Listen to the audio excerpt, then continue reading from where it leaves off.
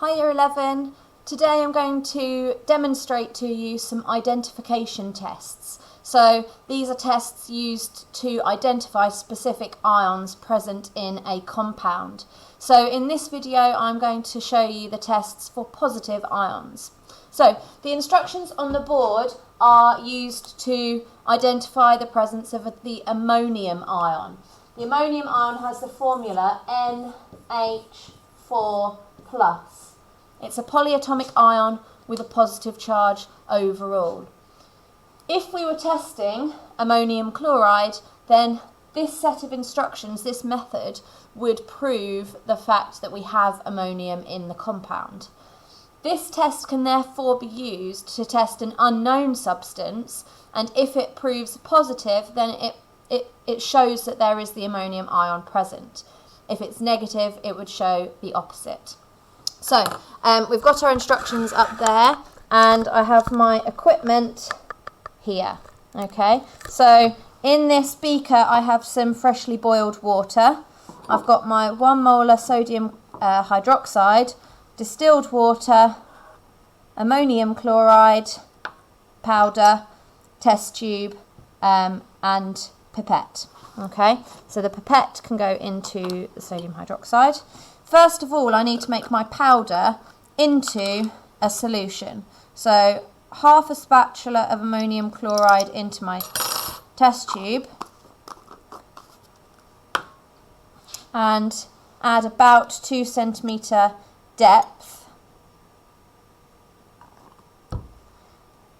Thumb over the top and shake side to side to dissolve.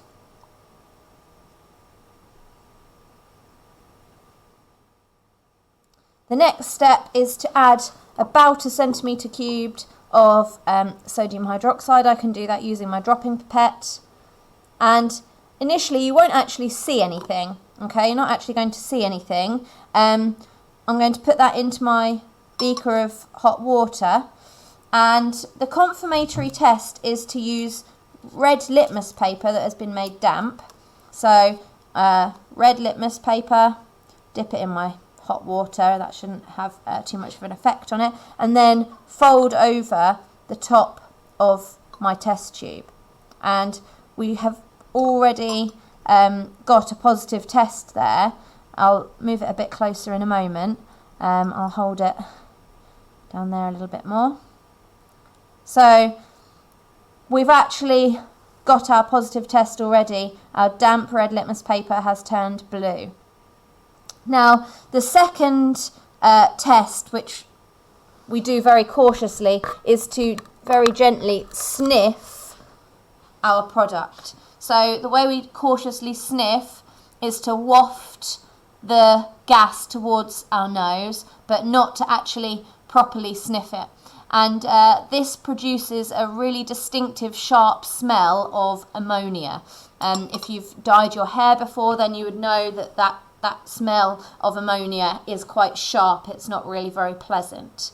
So this ammonium chloride solution has the ammonium ion in it, and the way that we've been able to detect that is using our damp red litmus paper that's turned blue, and we have cautiously sniffed it, and this has only been made possible by heating it in a water bath. Okay, so now we're going to look at the tests for metal ions. Now, in a previous lesson we have discussed flame tests, which are also used to identify specific metal ions. However, there are some metal ions that we can't identify using a flame test, in which case we can use this method instead. So the method we're going to use is adding some of the metal salt solution to each of these test tubes, and then add about 1 centimetre cubed of sodium hydroxide to each test tube. Now, this is going to form a precipitate of a specific colour. So we're going to start by adding copper sulfate to the first test tube. and you'll see that it's a pale blue colour. I'll add a little bit more just so we can see it really clearly in a minute. Okay, so we've got our copper sulphate. Next we've got our iron nitrate, which is orange in colour, or light sort of orangey yellow. Again, add about the same amount. So.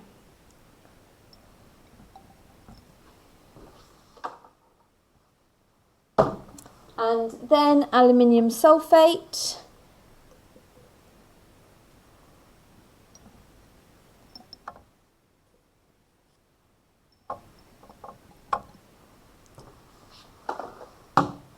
And then our iron 2 sulphate.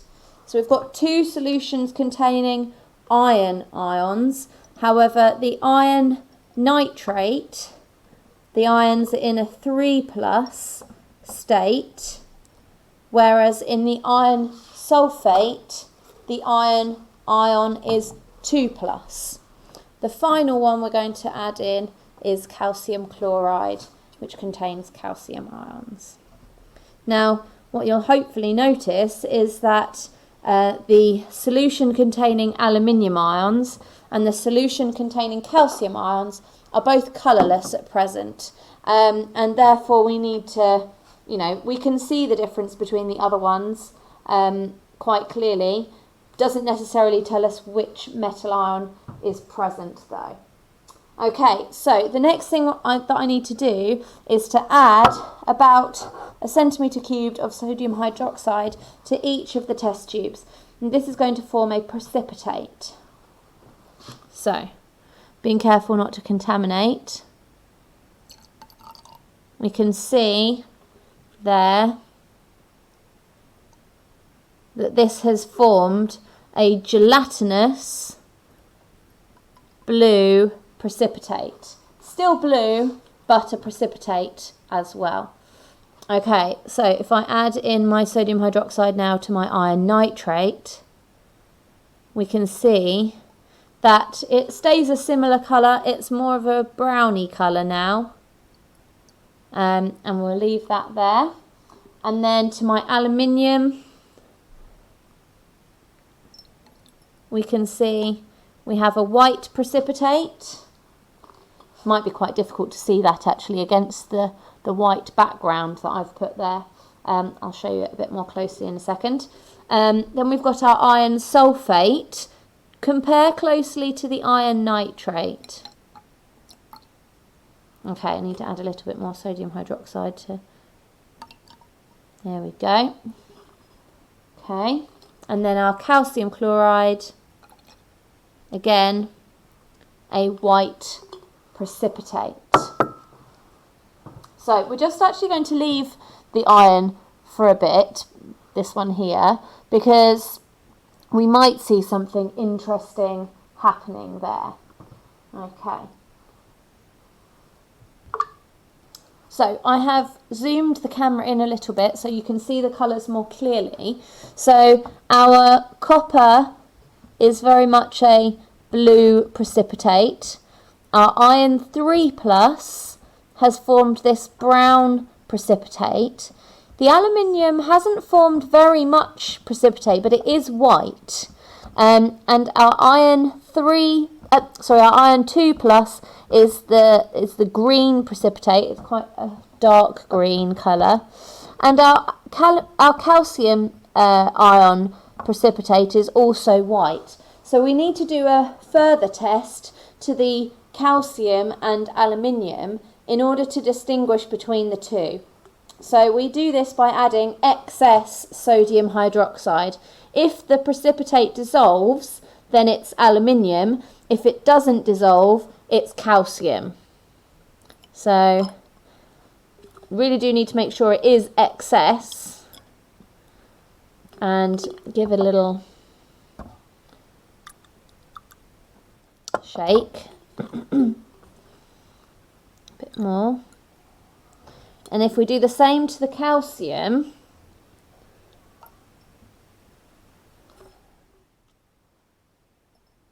we'll see that it definitely doesn't dissolve.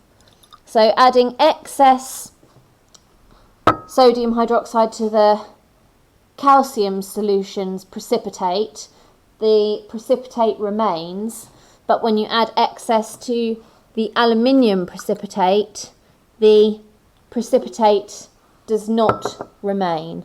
It stays as it is. Okay, would need to be shaken a little bit more, inverted, in order to fully dissolve, but you'll see that it has definitely dissolved more than the calcium. Just add a little bit more in.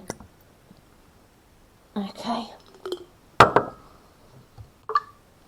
So year 11, what you need to do now is you need to, in your notes, copy out a table that looks like this, where we have the name of the compound, the formula of the compound, and then the metal ion that we are testing for, and then you need to write down the colour of the precipitate, including what happens with the aluminium and the calcium. So that covers all of the tests for the positive ions today, the ammonium ion test and tests for metal ions with coloured precipitates. Shortly I'll be sending you the video for tests for negative ions. Okay, thank you.